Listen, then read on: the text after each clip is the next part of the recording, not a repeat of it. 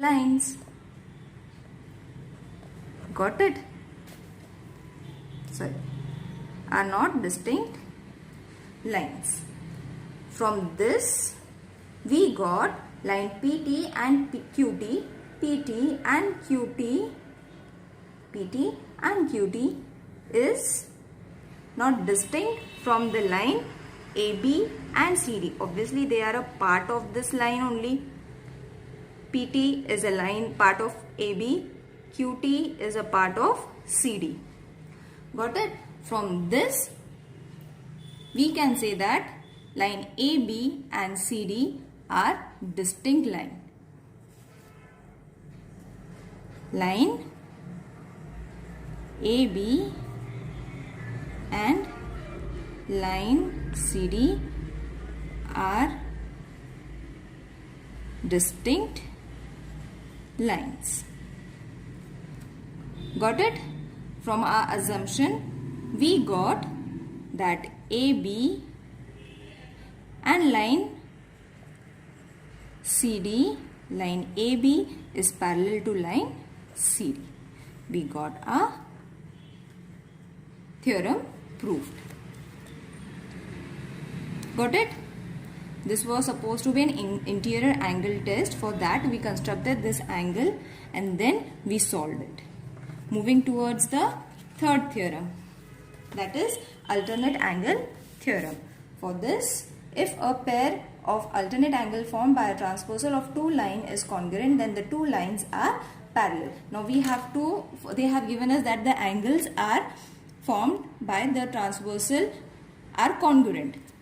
These angles are congruent. All the 6 angles are congruent, then only these lines are parallel. So what has been given? First we have to write the given. N is transversal.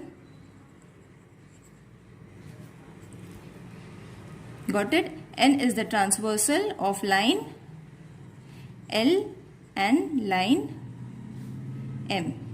This is given. Got it? What we have to prove? You can refer the textbook also for this. Line L is parallel to line M. We have to prove. Now what proof we got? Angle A plus angle C is equal to 180 degree. Why? Because they are angles in linear pair. Got it? They are the angles in the linear pair. See, this angle and this angle forms 180 because they are in a linear pair. Therefore, angle A is equal to angle B.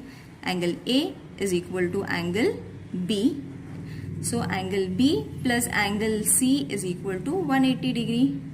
So, this, if these two are equal, this and this is also equal. Interior angle test. From this, we can prove that B and C together forms 180 degree.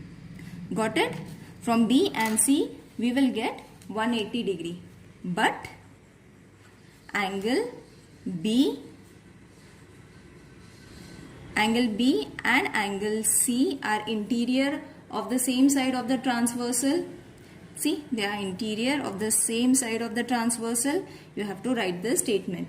Are interior angles. You can write this in paragraph also. Sorry. You have to write it in this way. So, from this we get that line L is parallel to line M. Got it? Hence, this property is being defined by the alternate angle test. Now, moving towards the third theorem. If a pair of corresponding angle formed by a transversal of two lines is congruent, then the two lines are parallel. Now, this is the opposite corresponding. This was of the interior angle test, angles in the linear pair, this theorem, and now this is for the corresponding angle theorem. We have to show that the angles are parallel. The angles formed from these lines are congruent. and the two lines are parallel. So first we have to write the given. From this diagram we get in the same way, N is the transversal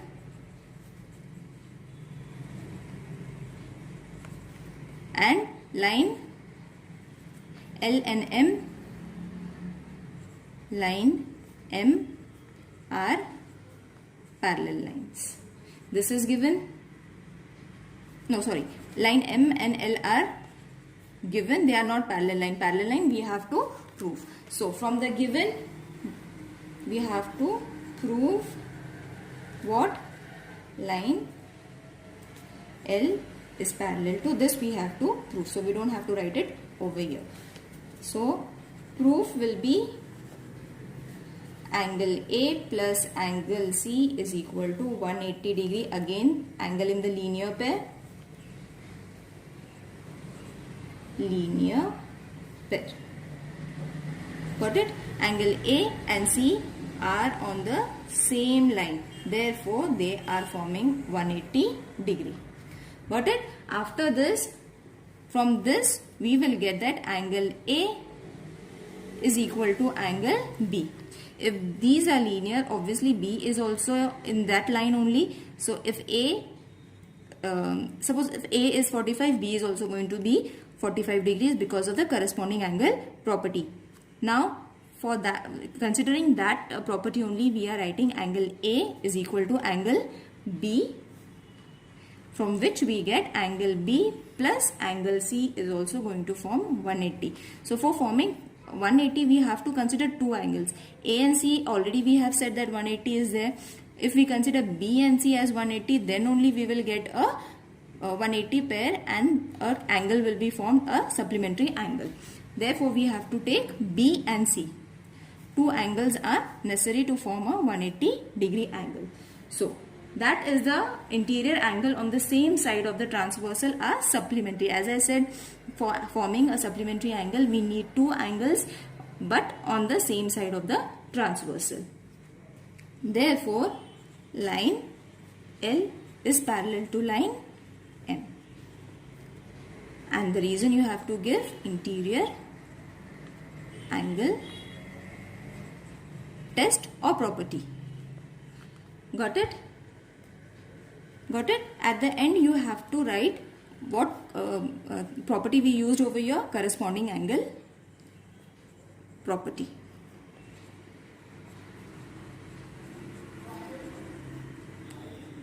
Hope you understood the theorem. Corresponding angle property. Now the second last theorem is, if a line is perpendicular in a plane, then the two lines are parallel to each other. Got it? If this line is perpendicular, means it forms 90 degree, then only these two lines are going to be parallel. This is very easy. So what has been given first? That line L, line N, sorry I haven't written, line N is perpendicular. You can write perpendicular, or you can write in this way also, line N is perpendicular. This is the sign for perpendicular. Is perpendicular to line L and line M. Got it? This line is perpendicular to line L and M. Now from this, to prove what we have to prove, again we have to prove that line L is parallel to line M. So now proof,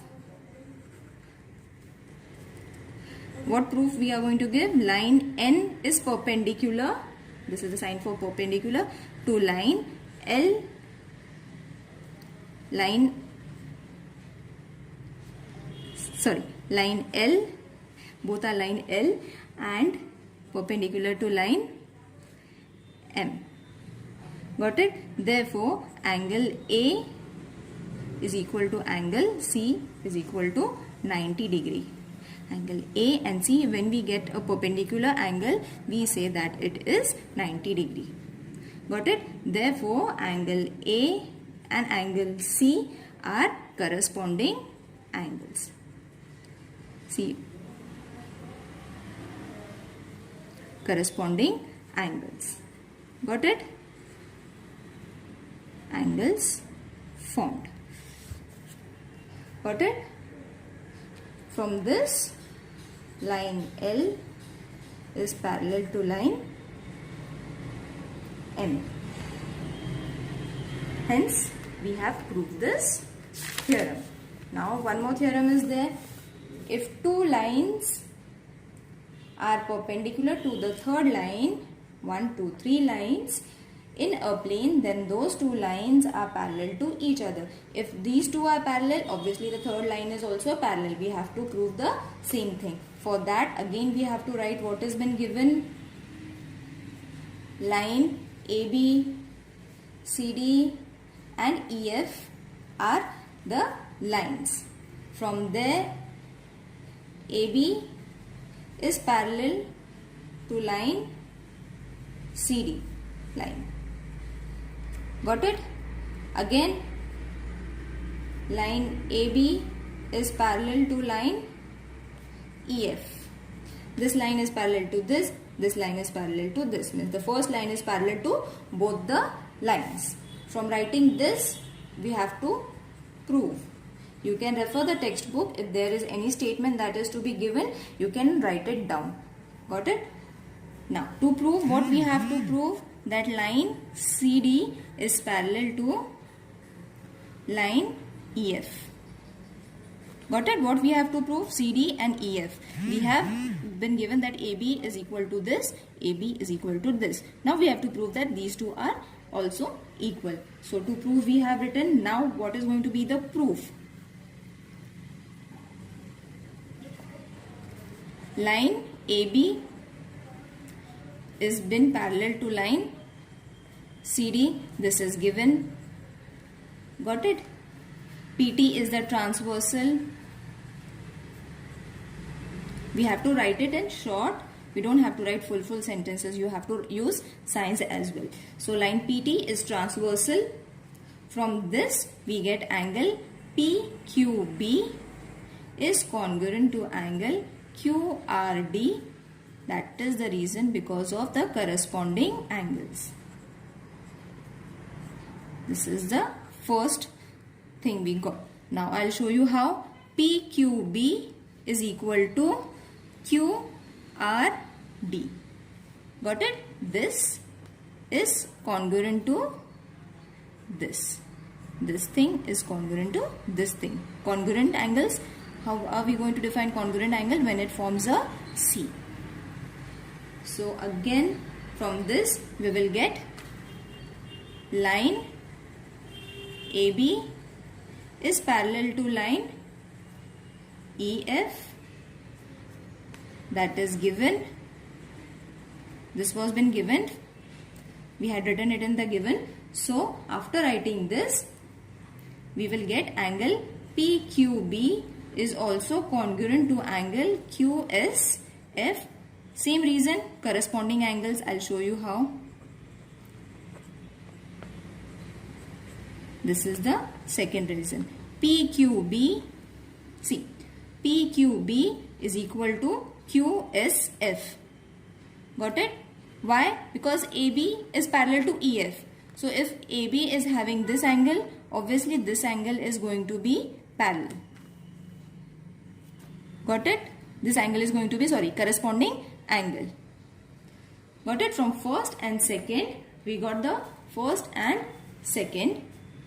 After this, from combining both the sides, you will see that PQ and PQ on the left hand side is the same, and on the right hand side we are getting different angles. So what we have to do, write these only together.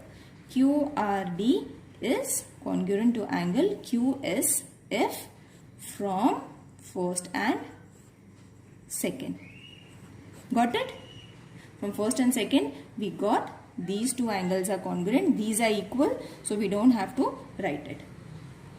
Therefore, line CD is parallel to line EF. Got it? This was the thing that is to be proved. Hope you understood the theorems. If there is any confusion or you want more explanation of the theorems, you all can mention it in the description box. I'll mention it.